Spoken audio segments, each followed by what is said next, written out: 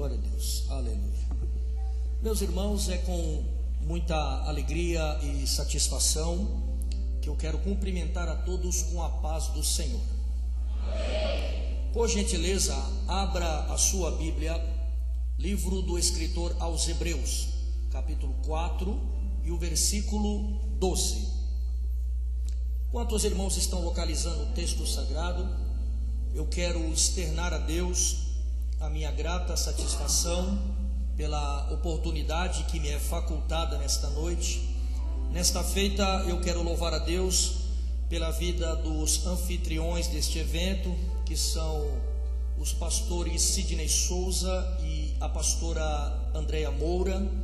Que Deus abençoe também a vida do pastor Anderson Neves, juntamente com a sua esposa missionária Cleusa Lima, que são os coordenadores e organizadores deste evento. Que Deus abençoe também a vida de todos os pastores, pregadores, cantores que me antecederam e os que estarão após mim. Que Deus abençoe junto com as suas respectivas famílias, e que Deus abençoe também toda a igreja do Senhor nesta noite. Quem localizou o texto sagrado, por favor diga amém. A palavra de Deus nos fala da seguinte forma: porque a palavra de Deus é viva e eficaz, e mais penetrante do que qualquer espada de dois gumes, penetra até a divisão da alma e do espírito, entre juntas e medulas, e é apta para discernir os pensamentos e as intenções do coração. Amém. Meus amados e queridos irmãos, todos nós somos sabedores de que estamos participando neste momento de algo que é conhecido pelo nome de liturgia de culto. O que vem a ser uma liturgia de culto? É o espaço de tempo que compreende o nosso culto, do princípio ao seu término. E dentro dessa liturgia de culto, nós podemos fazer também uma tríplice divisão, que é começo, meio e fim. E dentro dessa tríplice divisão, nós destacamos o momento mais importante, o momento mais relevante, de maior contundência, ou seja, o ápice do nosso culto, que não é outro momento a não ser aquele que Deus venha a falar conosco por intermédio da revelação expositiva e da instrumentalidade da sua infalível palavra. Como todos somos sabedores, estamos vivendo o que a Bíblia destaca como a sexta dispensação, chamada de dispensação da graça ou igreja. Vejamos, de Gênesis a Apocalipse, nós localizamos 7 dispensações, que são inocência, consciência, governo humano, patriarcal, lei, graça e milênio. Então, chegamos ao consenso de que nós estamos participando e vivenciando a sexta dispensação, a dispensação da graça ou igreja, que foi inaugurada em João capítulo 18, versículo 30, que nada mais é do que a narrativa dos instantes finais da crucificação do nosso Senhor e Salvador Jesus Cristo em uma cruz de madeira no Monte Calvário, Gólgota ou Caveira. O versículo 30 nos narra naquele instante, nos seus últimos instantes finais em vida, Jesus disse uma frase muito famosa, dizendo tetelestai, que quer dizer está feito ou está consumado. A Bíblia diz então que naquele instante houve trevas momentâneas sobre toda aquela região. O véu do templo central de Jerusalém, ele se rachou, ofendeu-se de uma extremidade até a outra. Naquele instante, 2 acontecimentos distintos ocorreram. Primeiro, houve a inauguração da dispensação da graça, e segundo, o Espírito Santo veio autorizado para ser o protagonista e exercer um protagonismo nessa dispensação, porque a partir daquele instante ele passa a fazer morada no nosso corpo, porque a Bíblia Sagrada assim o diz, que o nosso corpo é templo e morada do Espírito Santo. Quem concorda com isso, levante a sua mão e dê um glória bem alto para Jesus. Então todos nós entendemos que nós estamos aqui porque nós anteriormente fomos alcançados pelo Espírito Santo. E quando o Espírito Santo nos alcançou, na priori, ele atuou de duas formas primárias. A primeira forma é chamada de convencimento. A segunda forma é chamada de conversão.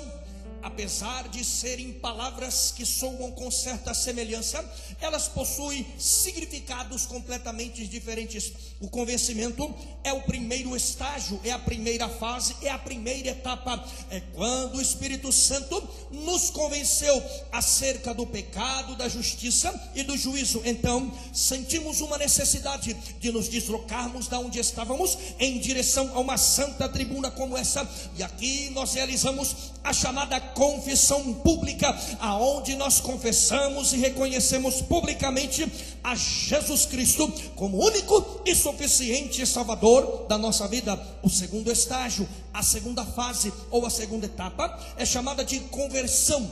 A palavra conversão literalmente quer dizer sepultar alguém vivo. De que forma? Todos nós nascemos com uma natureza chamada natureza adâmica, a natureza que nós herdamos de Adão, o nosso primeiro pai terreno, a natureza do pecado e da desobediência. Então, para consolidarmos a nossa decisão, quando entregamos a vida para Cristo, temos que passar por um processo chamado de o batismo nas águas, que se dá em duas etapas. A primeira etapa, o corpo é completamente mergulhado nas águas batismais.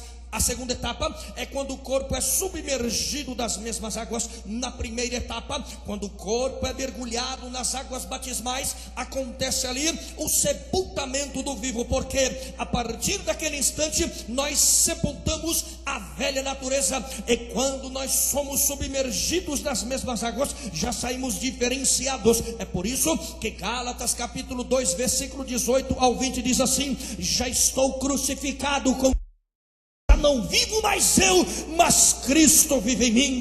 É por isso que 2 Coríntios capítulo 5 versículo 17 diz assim: se alguém está em Cristo Jesus, nova criatura é, as coisas velhas são passado, eis que tudo se fez novo. Então nesta noite eu estou pregando para novas criaturas que sepultaram a velha natureza e entregaram a sua vida para Jesus. Se isso é verdade e você acredita, levante a sua mão e dê um glória para Jesus. O que é entregar a vida para Jesus? Nós temos que entender, vou usar aqui um exemplo muito prático, algo chamado pelo nome de contrato social. Na nossa sociedade, na nossa cultura, tudo é pautado em um contrato social. O contrato pode ser presencial ou ele pode ser virtual. E quando nós entregamos a vida para Jesus, é como que se nós virtualmente assinássemos um contrato virtual. Por quê? Porque quando nós entregamos a vida para Jesus, quer dizer que o livre-arbítrio já era. Porque você, a partir desse instante, você entrega o controle da sua vida nas mãos de Jesus. E você passa a entender que você não faz mais nada, é Jesus que faz tudo. É Ele quem vê por você, pensa por você, fala por você, ouve por você. É Ele quem anda por você, porque nós somos representantes credenciados por Cristo para realizar, desenvolver e desempenharmos a sua obra. Aí o que nós passamos a entender que primeiro, Jesus ele nos deu acesso a 4 informações básicas, principais, porém de suma importância para o nosso crescimento na obra de Deus. A primeira informação é aquela que fala acerca de quem nós éramos. Segunda informação é aquela que fala acerca de quem nós nos tornamos. Terceira informação é aquela que fala acerca do nosso contexto. O nosso contexto é chamado pelo nome de igreja. A palavra igreja oriunda-se de uma expressão do latim, ecclesia ou ecclesia, que no português quer dizer tirados de dentro do mundo para fora e assentados nos lugares celestiais. A quarta verdade é acerca da coluna da nossa fé, a espinha dorsal da nossa fé. Este prédio você pode não observar e não pode identificar, mas ele possui colunas para garantir a sua sustentação e a segurança de quem está no seu interior. A nossa fé não é diferente. Ela possui uma única coluna, também chamada de espinha dorsal, e ela se divide em 2 vertentes, ou também chamadas de ramificações. A primeira vertente é aquela que fala acerca da maneira pela qual nós identificamos e reconhecemos o nosso Deus. Vejamos, de acordo com as páginas da Bíblia Sagrada, a primeira vez que nós lemos o nome Deus na Bíblia é em Gênesis capítulo 1, versículo 1. O texto original é Bereshit bara Elohim Shamaim Yara. No português é: no princípio criou Deus os céus e a terra. O nome Deus ali no Antigo Testamento é a expressão hebraica transliterada para o português Elohim, que quer dizer Deus na língua portuguesa. E o que isso nos identifica? Que o nosso Deus é um Deus que subsiste em três pessoas. O exemplo mais fácil e prático que eu posso usar para identificar o que eu estou falando é o tripé de sustentação de um microfone, de uma câmera. Se você observar bem, embaixo eles são três, subindo eles formam um. Este processo de subir e formar um indica o que? Unidade, comunhão, coletivo. Este é o padrão do nosso Deus. Este é o padrão da igreja. Sabe por que nada e nem ninguém vai vencer e triunfar sobre esta igreja?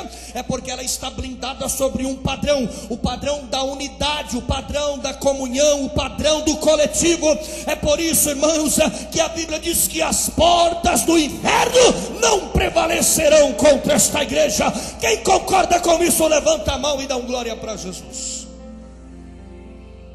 A segunda vertente, vinculada à espinha dorsal da nossa fé, nada mais é do que a Bíblia Sagrada, a palavra de Deus, a carta magna, a maior autoridade que há no nosso meio e a maior revelação que há no nosso contexto.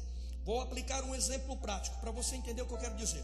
O nosso país possui um nome chamado de República Federativa do Brasil. Possui uma pirâmide dentro da hierarquia de autoridade, que são 81 senadores, 513 deputados federais e o que todos pensam que está no topo, o presidente da república, mas não é. A maior autoridade que há no nosso país é algo chamado pelo nome de Constituição da República Federativa do Brasil. O nosso país já possuiu 7 constituições. Estamos vivendo a 7ª, que foi promulgada no dia 5 de outubro de 1988. A Constituição brasileira possui 250 artigos e aproximadamente 99 emendas constitucionais. E em meio a esses artigos e emendas, ela possui 5 artigos que são chamados de cláusulas pétreas, que quer dizer cláusulas irrevogáveis. É como que se fosse um plano B da Constituição, para que quando venha surgir um problema, alume a sociedade sem solução, os magistrados utilizam-se dessas cláusulas pétreas, usando o recurso chamado de jurisprudência, que quer dizer interpretação. Agora, com todo o respeito, a Constituição do nosso país, eu acredito piamente que esta é a Constituição da igreja, e diferentemente da Constituição brasileira, ela não possui apenas algumas cláusulas pétreas, não, mas de Gênesis a Apocalipse são 66 cláusulas irrevogáveis. E como eu defendo este argumento, eu abro a Bíblia, vou lá no livro do profeta messiânico Isaías, capítulo 55, versículo 11, e ali está escrito da seguinte forma: mas assim será, toda palavra que sair da minha boca, ela nunca voltará vazia, sem antes cumprir tudo o que me apressa, é prosperar no objetivo pela qual a designei. Quer dizer que aqui nessa noite, ninguém vai sair daqui da mesma maneira que adentrou, e nem tão pouco de mãos vazias, porque Deus está agindo em favor da sua igreja. Quem acredita, quem crê, quem concorda, quem recebe, quem toma posse, levante a sua mão e dê um glória bem alto para Jesus. O que é a Bíblia Sagrada para nós? O nome em si só já diz Bíblia, conjunto, coleção de livros. São 66 livros, divididos em 39 do Antigo Testamento e 27 do Novo Testamento. A Bíblia nos fala primeiro de 2 tempos. O tempo do Antigo Testamento, que é chamado de uma expressão hebraica de Cronos, é o tempo humano, é o tempo que determina datas, épocas e estações. E o tempo do Novo Testamento, que é chamado no grego de Kairos, que é o tempo de Deus. Entenda, todos nós que estamos aqui nesta noite, estamos vivendo o Kairos de Deus, porque você não vive mais o seu tempo, a sua vontade, não.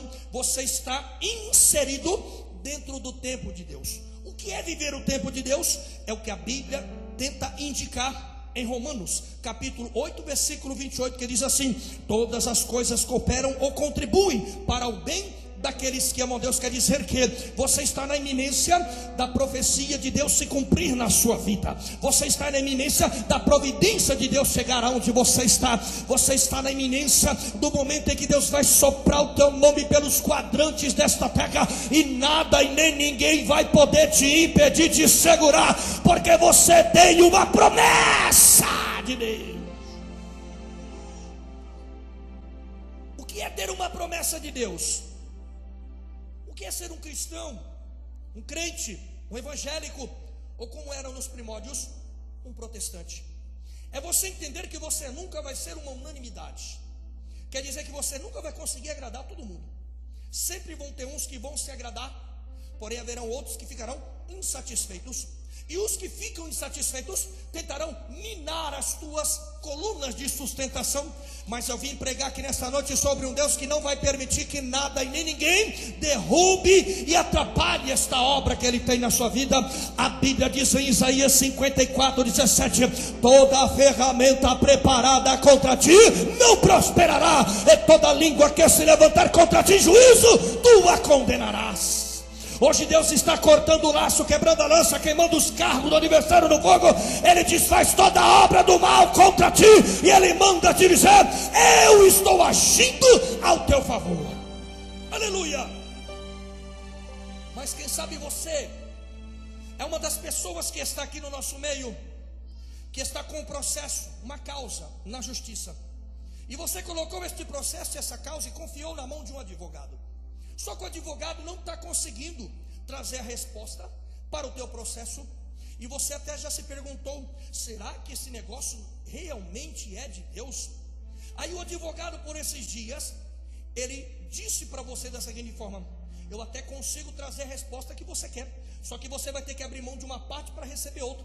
Aí sabe o que Deus manda te dizer aqui nessa noite? Não se preocupe, porque se você faz parte da igreja, se você está vinculado ao corpo, entenda que a igreja do Senhor, ela tem o seu próprio e exclusivo advogado. E quem é? Primeira epístola do apóstolo João, capítulo 2, versículo 1. O nome dele é Jesus Cristo, o justo. Sabe o que isso quer dizer? É que quando o advogado da terra diz que a causa vai ser embargada, o advogado da igreja diz: é direito adquirido.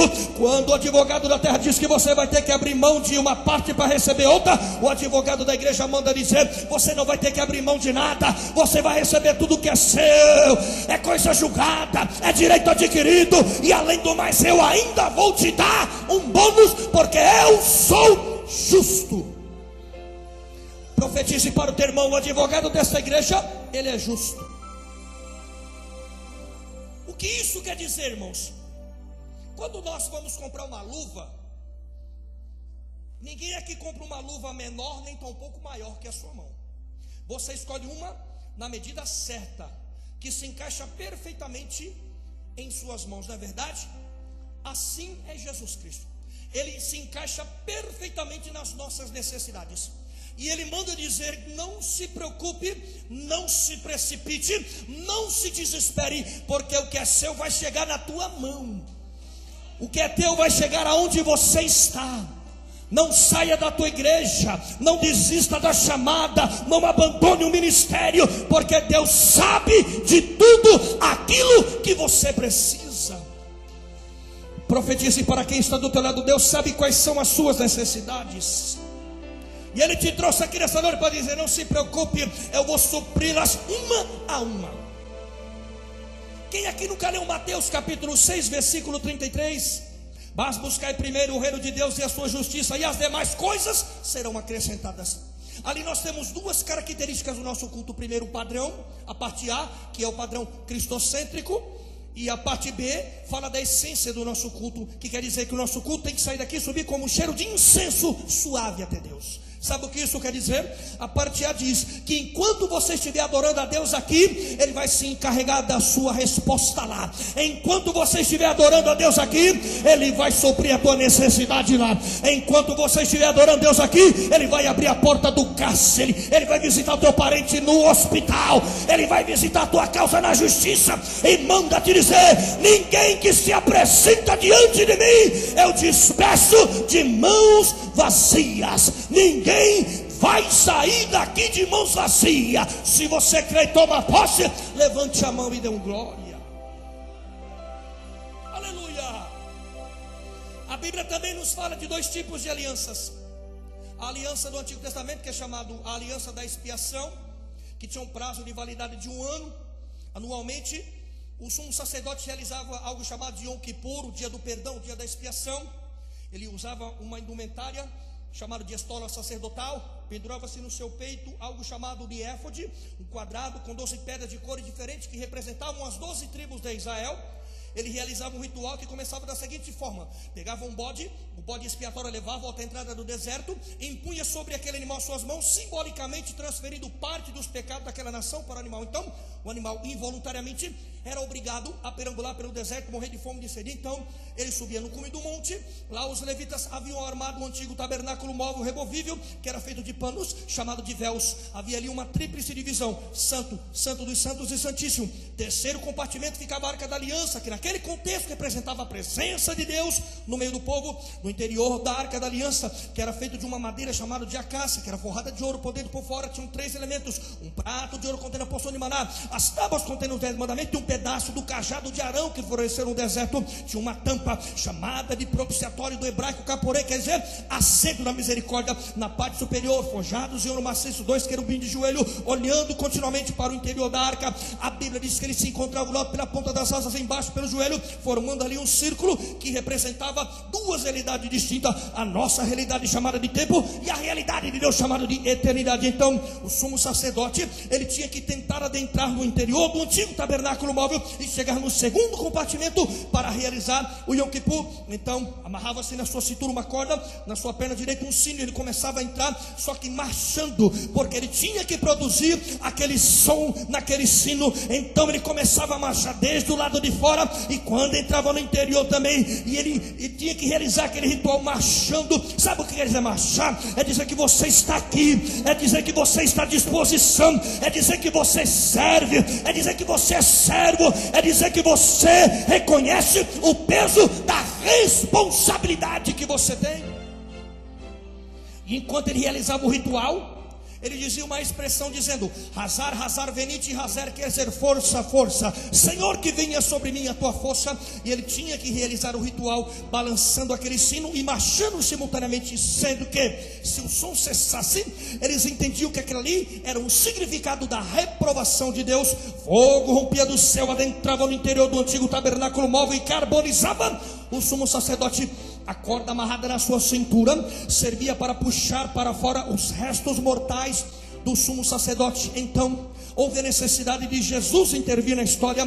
Filipenses capítulo 2 versículo 5 nada mais é do que a narrativa de uma reunião que houve no terceiro céu. Porque, biblicamente falando, só existem 3 céus: Aurônios, Messorâneos e Aporâneos. Primeiro céu, o céu que alcançamos a olho nu. Segundo céu, constelações e galáxias. Terceiro céu, a visão de Isaías no capítulo 6, descrevendo o interior do terceiro céu. E a visão começa dizendo: eu vi o trono de Deus, eu vi Deus assentado sobre este alto e sublime trono, eu vi a santidade de Deus emanando e ao redor incendiando pedras. Eu vi dentro da hierarquia angelical uma classe de anjos chamados de serafins, que tinham 6 asas, 2 cobrindo o rosto, 2 cobrindo os pés, e com 2 eles voam continuamente ao redor do trono da glória. A Bíblia diz que eles contemplam o efeito da santidade de Deus e glorificam a Deus, dizendo: santo, santo, santo é o Senhor, o Deus dos exércitos. A terra está cheia da sua glória.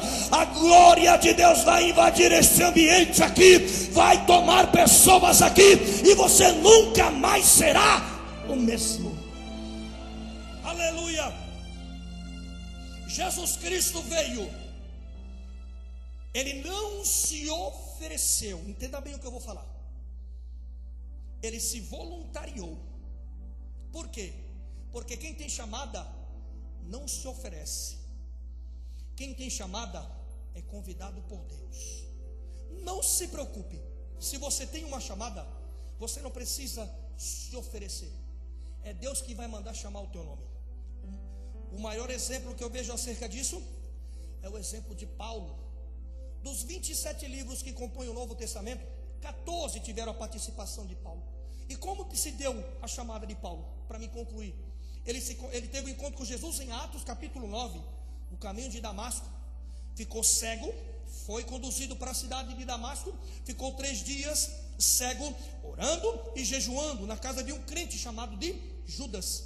Ao 3º dia, ele recebe a visita de um outro crente chamado de Ananias, que relutou, mas por fim entendeu que aquilo que para ele era uma ameaça, para Deus era um vaso escolhido. Então, quando ele chega, ele encontra o Paulo, perseguidor da igreja, de joelhos, cego, orando, jejuando. Recebe oração com imposição de mãos, simultaneamente a cura da sua cegueira. Ele recebeu o batismo com o Espírito Santo. Ao 3º dia, ele tenta pregar, sai pregando, mas não tinha o que pregar, porque você só prega de Jesus conhecendo a Jesus. É por isso, irmãos, que Deus não vai usar ninguém assim simultaneamente, não. Primeiro ele prepara, ele capacita, ele aperfeiçoa, porque simultaneamente a isso ele dá uma característica que é fundamental para desenvolvermos algo chamado de credibilidade, que quer dizer ter confiança, inspirar confiança, viver na confiança e transmitir a confiança. Deus está falando com alguém aqui nessa noite. Eu estou te dando credibilidade. Muitos podem pensar que a tua hora não vai chegar, mas eu estou te dando credibilidade. Muitos podem pensar que não vai chegar o meu tempo na sua vida, mas eu estou te dando credibilidade. Quem crê nisso, levanta a mão e dá glória. Para me concluir, a igreja foi fundada, biblicamente falando, quando? Atos capítulo 2. Só que o reconhecimento como igreja só veio em Atos capítulo 11, versículo 26.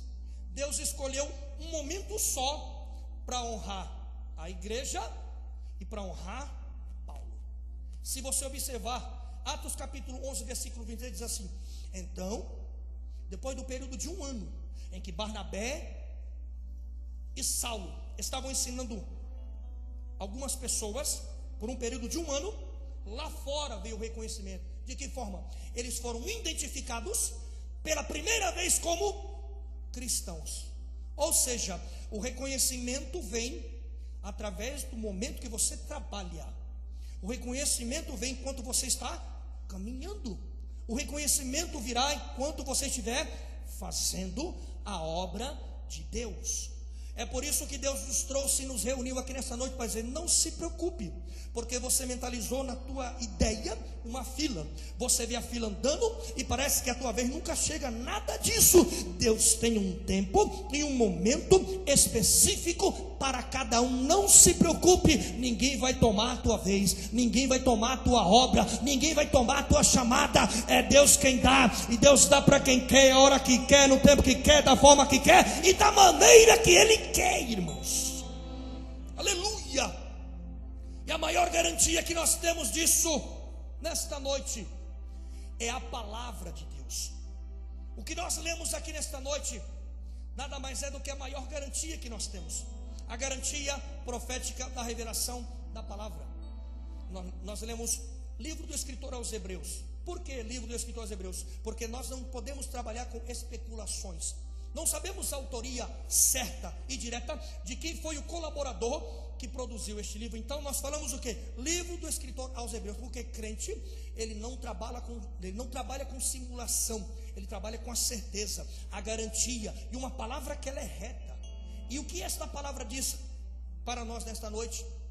Capítulo 4, versículo 12. Primeiro, porque a palavra de Deus é viva, eficaz, mais penetrante ou cortante do que qualquer espada de 2 gumes, penetra até a divisão da alma e do espírito, entre juntas e medulas, e é apta para discernir os pensamentos e as intenções do coração. Primeiro, ela é viva. Segundo, ela é eficaz. Terceiro, ela corta aonde ninguém corta. Quarto, ela sabe onde acaba uma coisa e onde começa outra. E quinto, ela sabe tudo que compõe a tua estrutura física e espiritual.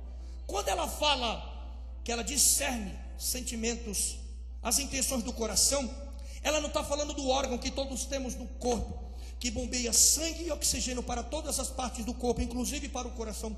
Se o coração parar por 1 milésimo de segundo, de bombear sangue e oxigênio para o cérebro, acontece o acidente vascular cerebral, AVC. Não, mas a Bíblia não está falando disso.